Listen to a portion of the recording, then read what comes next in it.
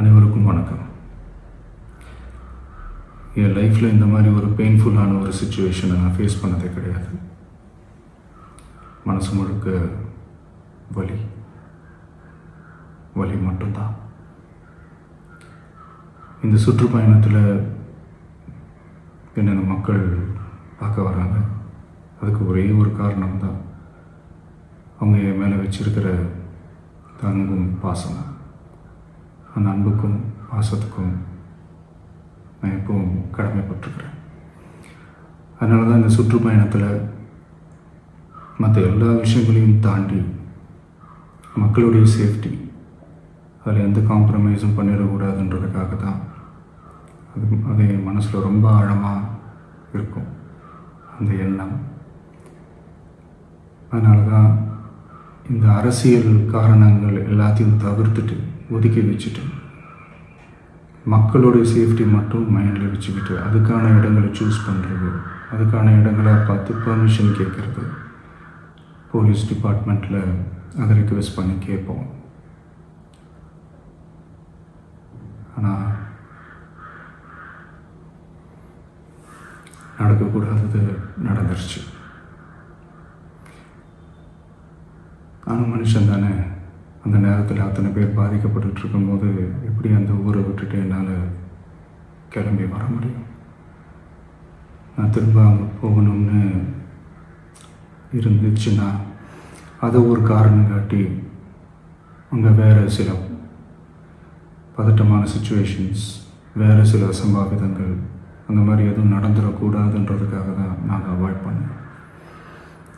இந்த நேரத்தில் சொந்தங்களை இழந்து தவிக்கிற அத்தனை குடும்பங்களுக்கும் என்னுடைய ஆழ்ந்த இரங்கலை தெரிவிச்சுக்கிறேன். எனக்கு தெரியும், என்ன சொன்னாலும் இது ஈடேயாகாதுன்னு எனக்கு தெரியும். ஹாஸ்பிட்டலில் ட்ரீட் பண்ணிகிட்ருக்கிற எல்லாருமே சீக்கிரமாக க்யூர் ஆகி வரணுன்றதை இந்த நேரத்தில் நான் வேண்டிக்கிறேன்.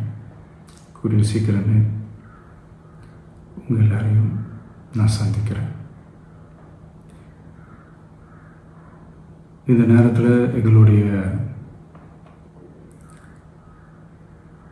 வலிகளை, எங்களுடைய நிலைமையை புரிஞ்சுக்கிட்டு எங்களுக்காக பேசின அரசியல் கட்சிகளை சார்ந்த நண்பர்கள், தலைவர்கள் அனைவருக்கும் என்னுடைய நன்றியை தெரிவிச்சுக்கிறேன். கிட்டத்தட்ட ஒரு 5 மாவட்டத்துக்கு பிரச்சாரத்துக்கு போனோம். இந்த மாதிரி எதுவுமே நடக்கல. ஆனால் கரூரில் மட்டும் ஏன் எப்படி நடக்குது, எப்படி நடக்குது? மக்களுக்கு எல்லா உண்மையும் தெரியும். மக்கள் எல்லாத்தையும் பார்த்துக்கிட்டு இருக்கிறாங்க. கரூரை சேர்ந்த அந்த மக்கள் அந்த உண்மையெல்லாம் வெளியில் சொல்லும்போது எனக்கு கடவுளே நேரில் வந்து இறங்கி அந்த உண்மைகள்லாம் சொல்கிற மாதிரி எனக்கு தோணுச்சு. சீக்கிரமே எல்லா உண்மைகளும் வெளியில் வரும்.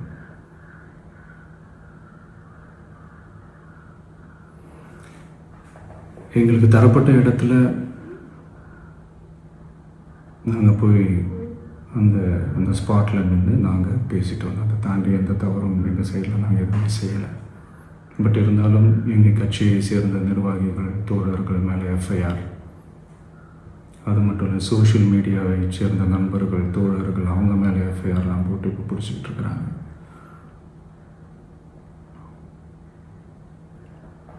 சிஎம் சார், உங்களுக்கு ஏதாவது இந்த பழி வாங்கணும் அப்படின்ற எண்ணம் ஏதாவது இருந்துச்சுன்னா என்ன வேணாலும் பண்ணுங்க. அவங்க மேலே கை வைக்காதீங்க. நான் ஒன்று வீட்டில் இருப்பேன், இல்லை நான் ஆஃபீஸில் இருப்பேன். என்ன வேணாலும் செய்யுங்க. நண்பர்களே, தோழர்களே, நம்மளுடைய அரசியல் பயணம் இன்னும் ஸ்ட்ராங்காக, இன்னும் தைரியத்தோட கண்டினியூ ஆகும்.